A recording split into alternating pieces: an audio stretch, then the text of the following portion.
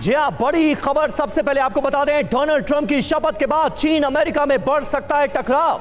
Taiwan पर बहुत जल्द हमले की तैयारी में है चीन। हमला हुआ तो चीन और अमेरिका में सीधी जंग तक मुमकिन है। ये अहम खबर इस वक्त आपके सामने। ताइवान पर हमला कर सकता है चीन, और अगर ऐसा हुआ तो चीन और अमेरिका की सीधी टक्कर इस रीजन में हमें देखने को मिल सकती है।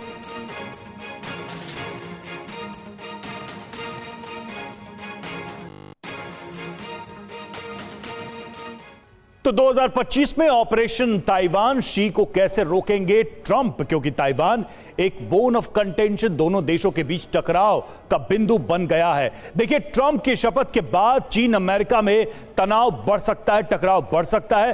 पूर्वी चीन सागर, फिलीपींस सागर में अमेरिका बढ़ा सकता है अपनी तैनाती, और ताइवान को हथियार सप्लाई तेज करेंगे। बिजनेस करना है तो हार्डवेयर शॉप इज बेस्ट। सही स्ट्रैटेजी से आपकी शॉप बनेगी प्रॉफिटेबल। अभी डाउनलोड करें फ्रीडम ऐप और जानें मार्केटिंग से लेकर सेल्स बढ़ाने के टिप्स। डोनाल्ड ट्रंप और अमेरिका, ताइवान के बीच कई बड़ी डिफेंस डील भी संभव। जी हां, अमेरिका से विध्वंसक हथियार खरीद रहा है ताइवान।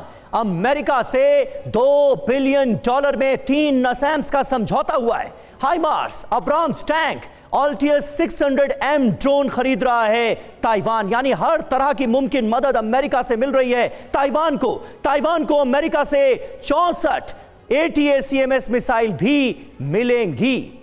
हमारे साथ इस वक्त तमाम खास मेहमान मौजूद हैं, उनसे आपका तारुफ करा दें। पूर्णिमा नाथ हमारे साथ मौजूद हैं, पॉलिटिकल एनालिस्ट, अमेरिका से हमें ज्वाइन कर रही हैं, डोनाल्ड ट्रंप की सपोर्टर हैं। दीपक वोरा साहब हमारे साथ मौजूद हैं, फॉर्मर डिप्लोमेट। निनाद सेठ साहब हमारे साथ मौजूद हैं, विदेश मामलों के जानकार हैं।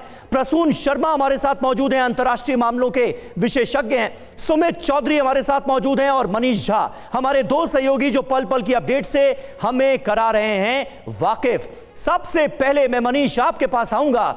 ये जो ताइवान फ्रंट है, ये किस कदर सुलगने के आसार हैं डोनाल्ड ट्रंप के आने के बाद? क्योंकि अमेरिका चट्टान की तरह ताइवान के साथ खड़ा है और ताइवान पर बुरी नजरें गड़ा कर बैठा है चीन। इस फ्रंट पर आने वाले वक्त में बहुत कुछ हो सकता है, इसके आसार साफ नजर आते हैं।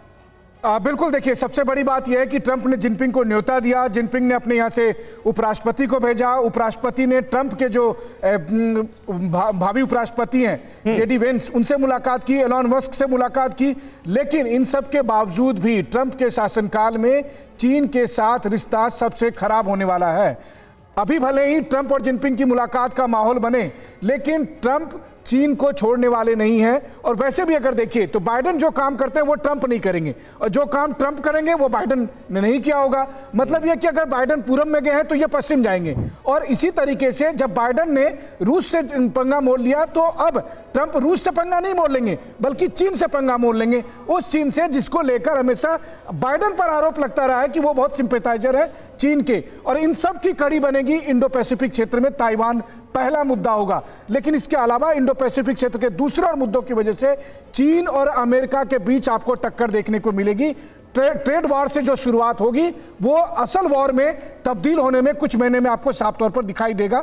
ये कोई ज्योतिषी भविष्यवाणी नहीं, बल्कि जियोपॉलिटिकल कैलकुलेशन है जो होना ही है।